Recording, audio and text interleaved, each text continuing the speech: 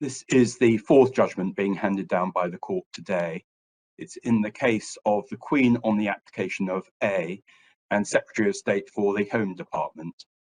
I should explain that the court has ordered that no one shall publish or reveal the name or address of the appellant, who is the subject of these proceedings, or publish or reveal any information which would be likely to lead to the identification of the appellant in connection with these proceedings.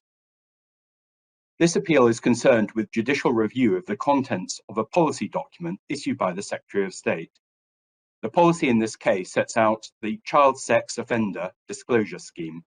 This is designed to coordinate the approach of police forces who respond to requests for information from members of the public about the sex offending history of a person who deals with children. The court has also taken this opportunity to review the case law and to give general guidance about the test to be applied on judicial review of policy documents.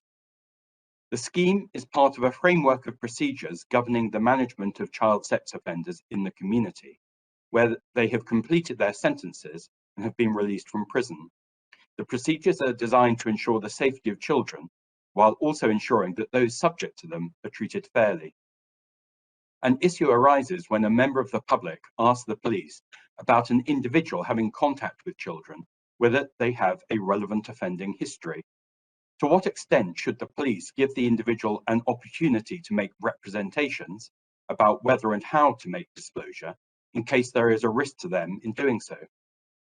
There is a legal obligation on the police to treat them fairly, and it is in the public interest that such an individual is assured about that, so they do not drop out of contact with the authorities and go to ground for fear that their background may be revealed and put them in danger. The individual designated as A in this case is a convicted child sex offender. He is not reoffended for a considerable time. When the scheme policy was first issued, he successfully challenged it on the basis that it did not remind police forces that, as a matter of offence to him, they had an obligation to consider whether to give him an opportunity to make representations before making disclosure about him. The policy was amended to rectify that point. However, A says the amendments did not go far enough, and he brought these proceedings to challenge the revised version of the policy. This new challenge was dismissed by the High Court and the Court of Appeal. He now appeals to the Supreme Court. This court unanimously dismisses his appeal. It holds that the new policy is lawful. The main test to be applied is whether the policy misleads the police regarding their legal obligations. According to the general law, the police have a duty to act fairly, which requires that they consider whether to give an opportunity for representations.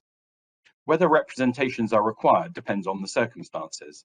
They are not required in every case. The policy did not mislead the police about their legal duty. On the contrary, it reminded them of that duty. That was sufficient. It did not have to tell them exactly how to act in every situation which might arise. In its judgment, the court also analyses a number of other legal obligations which might have a bearing on the content of a policy document, but it concludes that none of them apply in this case. Accordingly, A's appeal is dismissed.